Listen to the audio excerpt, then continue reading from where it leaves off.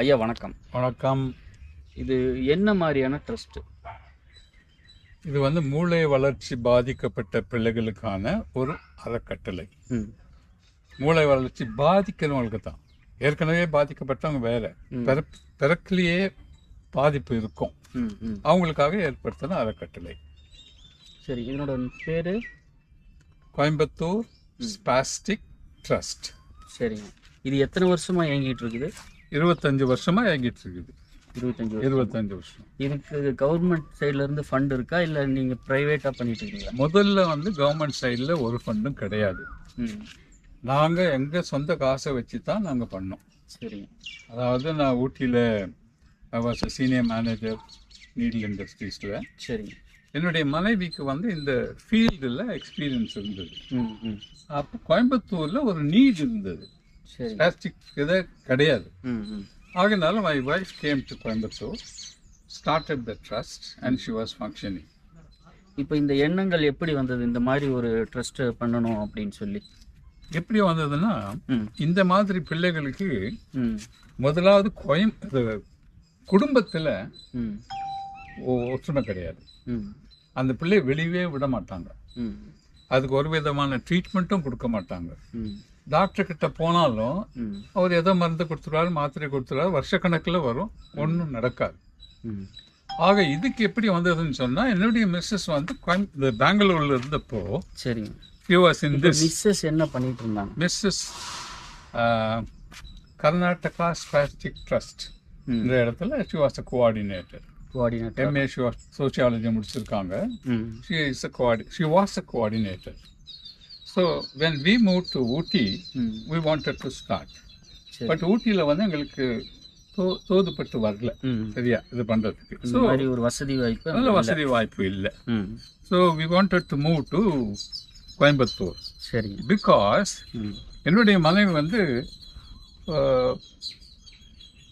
கோயம்புத்தூர்லேருந்து சென்னைக்கு போனாங்க ட்ரெயினில். அப்போது ஒரு 30 வயசு விதவை 7 வயசு பையனை கூட்டிகிட்டு போனாங்க ட்ரெயினில். அம்மா படுத்த படுக்கையாக இருந்தான், எழுந்துக்க முடியாது, உட்கார முடியாது, ஒன்றும் செய்ய முடியாது. இப்போ என்னுடைய மனைவி கேட்டாங்க, ஏன் நீங்கள் இவனுக்கு ட்ரீட்மெண்ட் கொடுக்கல கோயம்புத்தூரில் அதுக்கு வசதி இல்லை, ஆகையினால எங்களை வந்து சென்னை கூட்டிகிட்டு போக சொன்னாங்க. நம்ம சென்னை கூட்டிகிட்டு போகிறோம். சரி அப்படின்னாங்க. என்னுடைய மனைவி திரும்பி வந்த பிறகு சொன்னாங்க, நம்ம ஊட்டியில் ஸ்டார்ட் பண்ணலான்னு யோசித்தோமே, கோயம்புத்தூர்லேயே நீடு இருக்கு, நம்ம ஏன் அங்கே போய் ஸ்டார்ட் பண்ணக்கூடாது அப்படின்னு சொன்னாங்க. அப்போ நான் ஊட்டியில் வேலை பண்ணிட்டு இருந்தேன். நான் சரி போகலாம், எனக்கு இங்கே ஒரு வீடு கிடைச்சது, வாடகைக்கு எடுத்துட்டு. சரி. Then we started the trust in 1998. 25 வருஷம் முடிஞ்சிடுச்சு. எங்கள் சொந்த பணம் போட்டு தான் செய்தோம். நீங்கள் கேட்டீங்க ஏன் இந்த ஒரு எண்ணம் வந்தது. சொசைட்டிலும் அந்த பிள்ளைகளுக்கு வாய்ப்பு கிடையாது, வீட்டிலையும் வாய்ப்பு கிடையாது. ஆகையினால இந்த மாதிரி ஒரு பிள்ளைகளுக்கு நம்ம செய்தோம்னா, அவங்களுடைய மாற்றுத்திறனை கொஞ்சம் டெவலப் பண்ணோம்னா, அவங்க சொசைட்டியில் இருக்கிறதுக்கு சமுதாயத்தில் அவங்க ஒரு நிலையாக நிற்கலாம் அப்படின்னு சொல்லி நாங்கள் ஸ்டார்ட் பண்ணோம். குழந்தை பேர் பிரணவ் சாய். நாங்கள் இங்கே 9 வருஷமா ட்ரைனிங் வந்துட்டு இருக்கோம் டெய்லியும். இப்போ வந்து அவன் வீட்டில் இருக்கும்போது உட்காரவே மாட்டான், துருன்னு ஓடிட்டே இருப்பான். இப்போ இங்கே வந்ததுக்கப்புறம் பரவாயில்ல, கொஞ்சம் நேரம் உட்காரான், கொஞ்சம் லிசன் பண்ணுறான், அதெல்லாம் செய்கிறாங்க. இங்கே வந்து எங்களுக்கு யூஸ்ஃபுல்லாக இருக்குது. நான் வீட்லேயும் வந்து கொஞ்சம் எங்களுக்காக ப்ராக்டிஸ் கொடுக்குறாங்க, அதாவது வரைகிறது, கலரிங், அந்த மாதிரி ஆக்டிவிட்டிஸ் எல்லாம் கொடுத்துட்ருக்காங்க. இப்போ இந்த ட்ரஸ்ட்டு நீங்கள் ஆரம்பிக்கும்போது ஆரம்பகட்ட காலத்தில் இது எவ்வளோ சிரமம் இருந்திருக்கும், இதை எப்படியெல்லாம் பண்ணணும், எப்படி அரசு அங்கீகாரம் பெறணும், இந்த மாதிரி பல விஷயங்கள் இருக்குது. அது எப்படி பண்ணீங்கன்னு இருக்கும்? முதல்ல வந்து நாங்கள் 4 பேர் ஒன்றா சேர்ந்தோம். நான், என்னுடைய மனைவி, இன்னும் 2 பேர். அவங்கள ட்ரஸ்டியாக போட்டு அரசாங்க அனுமதியோடு நாங்கள் ஸ்டார்ட் பண்ணோம். சரி. அரசாங்க அனுமதி வாங்கிறதுக்கு சில காரணங்களை நாங்கள் பூர்த்தி செய்ய வேண்டியிருக்கு. அதையும் திருப்திப்படுத்தி அனுமதி பெற்று இப்போ இந்த 25 வருஷமா நடந்துட்டு இருக்கு. ஆரம்பத்தில் எத்தனை குழந்தைகளை வச்சு நீங்க பண்றீங்க? ஆரம்பத்தில் வந்து முதல்ல குழந்தைங்களே வந்து வரமாட்டாங்க, பெற்றோர்கள் வந்து கூட்டிட்டு வந்து விட மாட்டாங்க. ஆகையினால ஒரு ஜீப் வச்சு அந்த ஜீப்ல போயிட்டு நாங்கள் கலெக்ட் பண்ணிட்டு வருவோம். சில சமயத்தில் ஜீப் இல்லாத சமயத்தில் நானே கார் எடுத்துகிட்டு போவேன். ம் அந்த பிள்ளைகளை கூட்டிகிட்டு வந்து ம் ஆரம்பித்தோம். ம் 25 குழந்தைங்க வந்தாங்க. ம் அந்த 25 குழந்தைகளுக்கும் எங்களால் முடிஞ்சதை நாங்கள் உதவி செய்யணும். சரிங்க. இது நாள் வரையிலும் ஒரு 1000க்கு மேலான குழந்தைகளுக்கு நாங்கள் அந்த மாதிரி உதவி செய்திருக்கோம். சரிங்க. இப்போ அந்த குழந்தைங்களை எப்படி நீங்கள் கண்டுபிடிப்பீங்க? அவங்க எப்படி இந்த மாதிரி பாதிக்கப்பட்டவங்க இவங்களை தேடி எப்படி வருவாங்க? எப்படி வருவாங்கன்னா, 3 மாதத்தில் குழந்தை என்ன பண்ணும்? தவழ ஆரம்பிக்கணும். 6 மாதத்தில் என்ன பண்ணணும்? முட்டி போடல போடணும். இப்போ இதெல்லாம் இல்லைன்னாக்கா there is some problem. அது முட்டி போடல, இல்லை தவழலை, நகரல அப்படின்னாக்கா அது வந்து மைல் ஸ்டோன்ஸ்ன்னு சொல்கிறாங்க இங்கிலீஷில். மைல் கல்கள் தாமதமாகி வருகின்றன அப்படின்னு.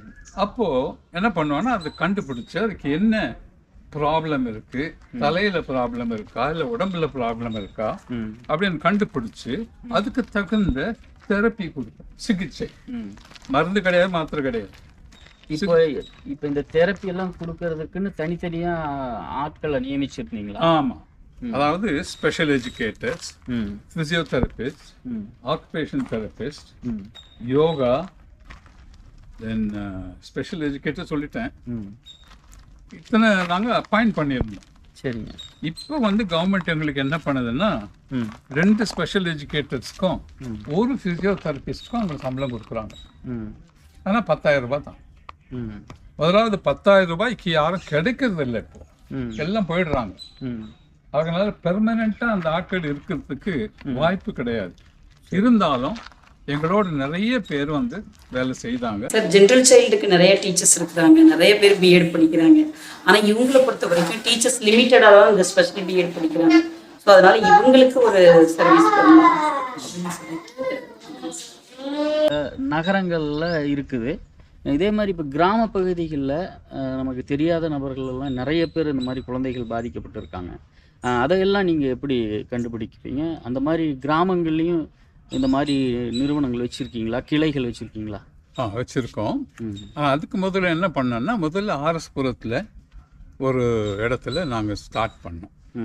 அப்படி ஸ்டார்ட் பண்ண பிறகு கவர்மெண்ட் ஹாஸ்பிட்டலுக்கு போயிட்டு பிறக்கிற குழந்தைங்களுக்கு இந்த மாதிரி ப்ராப்ளம் இருந்ததுன்னு சொன்னாக்கா அவங்களுடைய அட்ரஸ்லாம் எடுத்து பார்த்து நிறைய ஒரு 5,000 பிள்ளைகளை நாங்கள் இந்த மாதிரி பரிசோதிச்சிருக்கோம். கலெக்டர்கிட்ட பேசிட்டு இருக்கும்பொழுது அவர் சொன்னார், ஏன் நீங்கள் பிளாக்ல போய் ஸ்டார்ட் பண்ணக்கூடாது? கோயம்புத்தூர்ல வந்து 12 பிளாக் இருக்குது, ஏன் இந்த 12 பிளாக்ல நீங்கள் ஸ்டார்ட் பண்ணக்கூடாது அப்படின்னு சொன்னப்போ முதல்ல வந்து கீரநத்தம் பிளாக், 2வது அன்னூர் பிளாக், 3வது காரமடை பிளாக். இதை நாங்கள் முதல்ல பண்ணுறோம், அதுக்கு முன்னாடி பார்க்கலாம். இந்த பிள்ளைகள் எப்படி எங்களுக்கு கிடைக்குதுன்னு சொன்னால், அவங்க ஏற்கனவே கவர்மெண்ட் ஹாஸ்பிட்டலில் வந்து டெலிவரி ஆகியிருக்கோம், அங்கே ப்ராப்ளத்தை நாங்கள் கண்டுபிடிச்சிருப்போம்.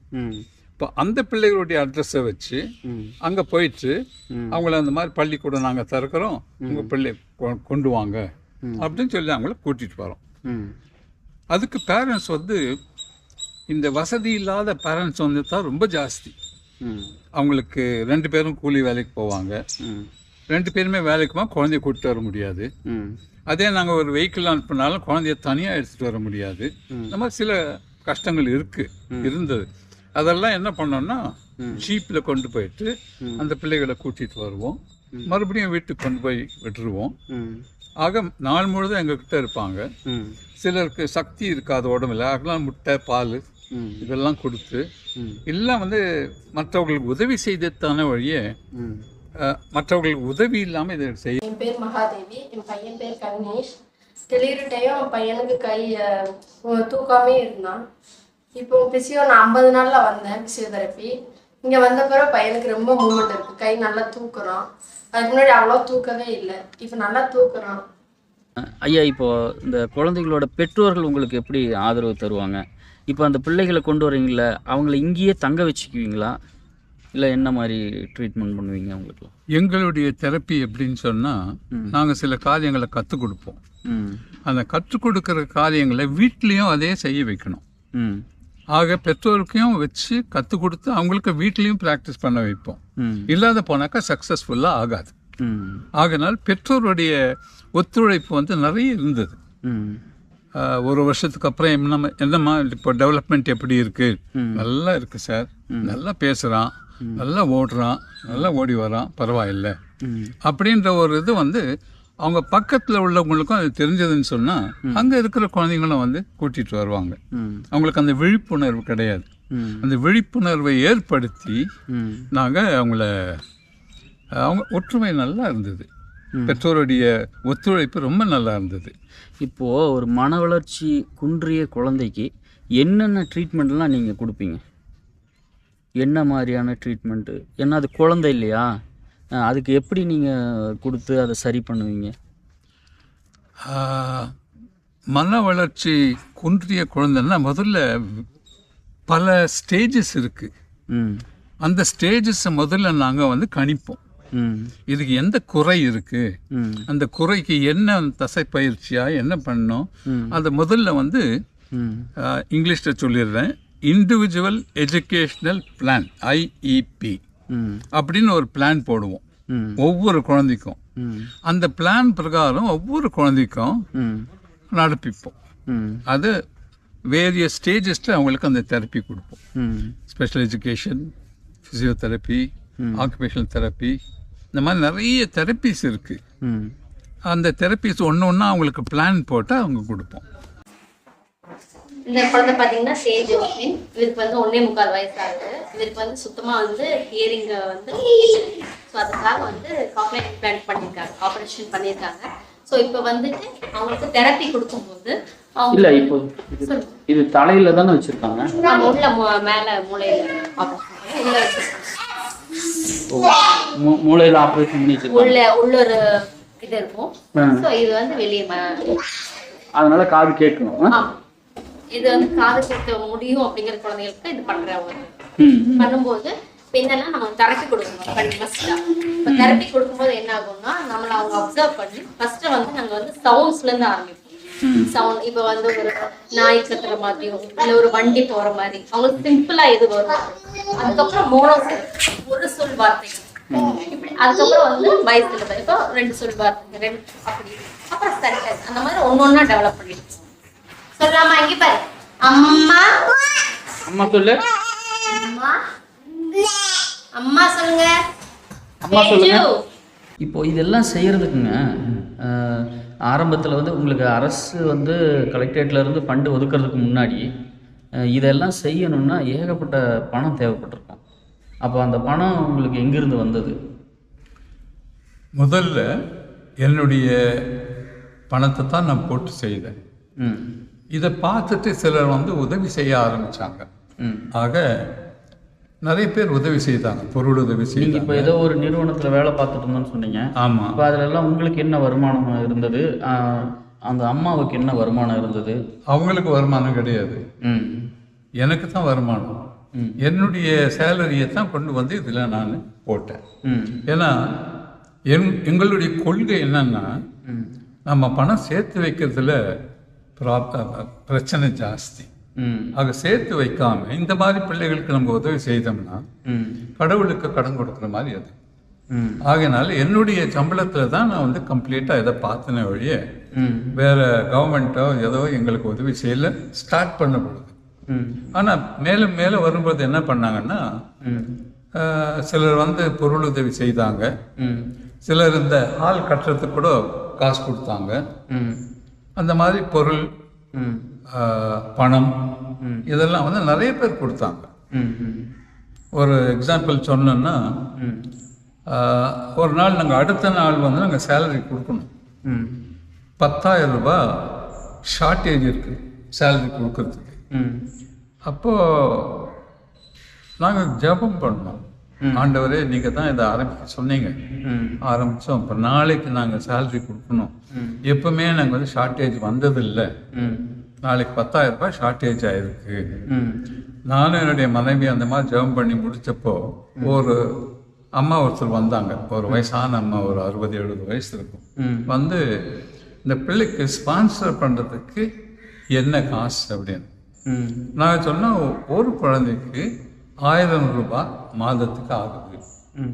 உடனே அந்த அம்மா 10,000 ரூபாய் கட்டு எடுத்து கொடுத்து இதை ஒரு குழந்தைக்கு 10 மாசத்துக்கு வச்சுக்கோங்க, உங்க டைப்பிஸ்ட் அனுப்புங்க, இன்னும் 2,000 கொடுக்குறேன், ஒரு வருஷத்துக்கு அந்த ஒரு குழந்தைக்கு நான் ஸ்பான்சர் பண்றேன். இப்படி நிறைய பேர் வந்து அந்த மாதிரி ஸ்பான்சர் பண்ணாங்க. குழுமங்களும் ஸ்பான்சர் பண்ணுச்சு, இண்டஸ்ட்ரீஸும் ஸ்பான்சர் பண்ணுச்சு. ஆக வளர வளர வளர எங்களுக்கு நிறைய உதவிகள் வந்து நிறைய பக்கத்துல இருந்து கிடைச்சது. அதுதான் நான் சொல்றேன். மெதுவாங்க.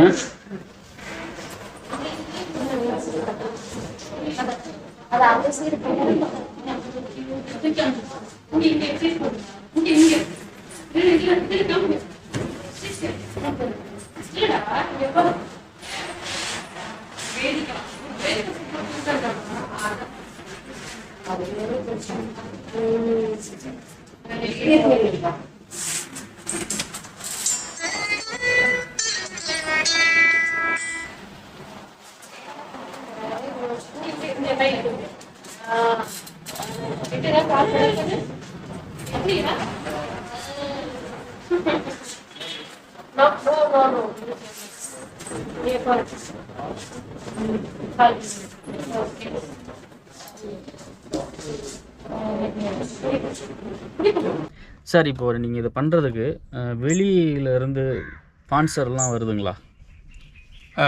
இண்டிவிஜுவலாக கூட ஸ்பான்சர் பண்ணுறாங்க, இண்டஸ்ட்ரீஸும் ஸ்பான்சர் பண்ணுறாங்க. இப்போ உதாரணமாக கீரநத்தத்தில் பாஷ் அப்படின்ற ஒரு ஆர்கனைசேஷன் கட்டடத்தை கட்டி கொடுத்து எக்யூப்மெண்ட்ஸ் எல்லாம் வாங்கி கொடுத்து ஒரு 50-60 லட்சத்துக்கு உதவி பண்ணியிருக்காங்க. இப்போ இந்த பில்டிங் பார்த்தீங்கன்னா இது வந்து எங்க சொற்ப காசு வச்சுட்டு இருந்தோம். இது வந்து இது என்ன பில்டிங்? இது வந்து ஆடிட்டோரியம் ஃபார் ட்ரைனிங் சென்டர். மாசத்துக்கு ஒரு தடவை நாங்கள் ட்ரைனிங்க்கு எல்லாரையும் கூப்பிடுவோம். இந்த மாதிரி ஆர்கனைசேஷன்ல இருக்கவங்க எல்லாம் கூப்பிட்டு இப்ப என்ன டெவலப்மெண்ட்ஸ் வந்திருக்கு அப்படின்னு அவங்களுக்கு கிளாஸ் நடத்துவோம். அப்படி ஸோ இந்த பில்டிங்கை வந்து வீட்டே இன்டர்நேஷனல் அப்படின்ற ஒரு ஆர்கனைசேஷன்ல இருந்து ஒருத்தர் 20 லட்சம் ரூபாய் கொடுத்து அதை கட்டுறதுக்கு உதவி செய்தார். 20 லட்சம். முதல்ல 10 லட்சம் கொடுத்தாரு. சரிங்க. வந்து பார்த்தாரு, இவ்வளவு தூரம் போயிடுச்சா, இன்னொரு 10 லட்சம் கொடுக்குறேன் அப்படின்னு பண்றாரு. இப்போ அவரு மாதத்துக்கு 3 லட்சம் ரூபாய் கொடுக்குறாரு. மாதம் 3 லட்சம் ரூபாய் கொடுக்குறாரு. சரிங்க. ஆக ஸ்டாஃப் சாலரி அது இது எது எது நாங்கள் செய்ய வேண்டி இருக்குதோ அதெல்லாம் பார்க்குறோம். ஆனால் இந்த இப்போ இருக்கிற காலகட்டத்தில் இந்த மாதிரி மனிதர்கள் எல்லாம் உதவி செய்கிறாங்க அப்படிங்கிறது பெரிய ஆச்சரியமான விஷயம். ஏன்னா இன்னைக்கு 10 தலைமுறைக்கு சொத்து சேர்த்து வைக்கணும்னு நினச்சிட்டு இருக்கிற காலத்தில் இந்த மாதிரி ஒரு விஷயங்களை வந்து செய்யணும்னா இது ரொம்ப பெரிய விஷயமா இருக்கு. அது ஒன்று. லேடிஸ் சர்க்கிள் வந்து நாங்கள் பார்த்தாங்க இதை கட்டிட்டு இருக்கும் பொழுது. அவங்க 5 லட்சம் கொடுத்து இதை கம்ப்ளீட் பண்ணுறதுக்கு உதவி செய்தாங்க. அவங்க எங்ககிட்ட இருந்து சொற்ப காசு தான், பட் ஒரு 40 லட்சத்துக்கு இதை கட்டுறதுக்கு மக்கள் தான் உதவி செய்தாங்களே ஒழிய நாங்க அவ்வளவு இது பண்ண கொஞ்சம் தான் இருந்தது எங்க கிட்ட. இப்போ இந்த போர்டு பாத்தீங்கன்னா கோயம்புத்தூர் மெட்ரோபாலிட்டன் லேடிஸ் சர்க்கிள் அவங்க வந்து 5 லட்சம் கொடுத்தாங்க. சரிங்க. ஆச்சுங்களா. இது வந்து வீட்டே இன்டர்நேஷனல்னு இவர் வந்து ஆடிட்டர், வெளிநாட்டு கம்பெனிகள் எல்லாம் ஆடிட்டர் பண்றவர். இவர் தான் அந்த பில்டிங்க்கு 20 லட்சம் கொடுத்தாரு. இப்பவும் மாசத்துக்கு 3 லட்சம் கொடுத்துட்டு இருக்காரு. மாசம் 3 லட்சம் கொடுக்குறாரு. அப்போ இதனால கொஞ்சம் சிரமம் இல்லாம நடத்துறீங்க. ஆமா. இப்போ நமக்கு எவ்வளவு தேவைப்படுதுங்க மாசம் எப்படியும் ஒரு 15 லட்சம் ரூபாய் தேவைப்படுது. இது வந்து நாங்க வாங்கின நிலத்துல இருந்து 1.5 ஏக்கர், சுமார் 1.5 ஏக்கர் வந்து இதுக்காக நாங்க கொடுத்துருக்கீங்க. அது ஏன் அது போர்டு போட்டு இவன் சில்ட்ரன் எல்லாம் போட்டு வச்சிருக்கோம்னா நாளைக்கு சில்ட்ரனை வந்து கேட்கக்கூடாது. ஸோ அவங்க பேர்கிட்ட இன்க்ளூட் பண்ணிட்டு அவங்களும் இது மனமும் வந்து கொடுத்த மாதிரி நாங்கள் போட்டிருக்கோம். சரி, அதான் இப்போ நமக்கு மாசம் ஆனால் எவ்வளவு தேவைப்படும்? மாசம் எப்படியும் ஒரு 15 லட்சம் ரூபாய் தேவைப்படும். 15 லட்சம் தேவைப்படும். ஏன்னா ஸ்டாஃப் சேலரி, எக்விப்மெண்ட், டிரான்ஸ்போர்ட் இதெல்லாம் இருக்கு. அதனால நிச்சயமா 15 லட்சம் ரூபாய் தேவைப்படுது. ஆனா கடவுள் வந்து ஆச்சரியப்படுத்த விதத்துல அதெல்லாம் மீட் பண்ணிடுறாரு. அதான் இது வரலுமே இப்படி ஒரு ட்ரஸ்ட் எல்லாம் இருக்குன்னு எவ்வளவோ பாமர மக்களுக்கு தெரியல. ஆமா. மது போதை அடிமையானவங்க, உடல் ஊனமுற்றோர், ஆமாம். ஆதரவற்றோர், இதுங்களுக்கு அரசாங்கமும் உங்களை மாதிரி சிலரும் இலவசமாக இதை செஞ்சிட்டு இருக்கிறாங்க அப்படிங்கிறது இன்னுமே கிராம பகுதிகளில் நிறைய பேருக்கு இது தெரியாது. ஆமாம் ஆமாம் ஆமாம். அதனால் இதை வந்து நம்ம மக்களுக்கு சொல்லணும், அவங்களுக்குள்ள ஒரு விழிப்புணர்வை ஏற்படுத்தணும், இல்லாதவர்களுக்கும் பயனடையணும் அப்படிங்கிறதுக்காக நம்ம சேனல்ல இருந்து வந்து உங்களுக்கு நாங்கள் பேட்டி எடுத்தோம். எங்களுக்கு இதை பற்றின முழு விவரங்களையும் கொடுத்தீங்க, அதுக்காக நன்றி. உங்களுக்கும் நன்றி. விழிப்புணர்வு ஏற்படுத்த நீங்கள் உதவியாக இருக்கிறீங்க. நன்றி.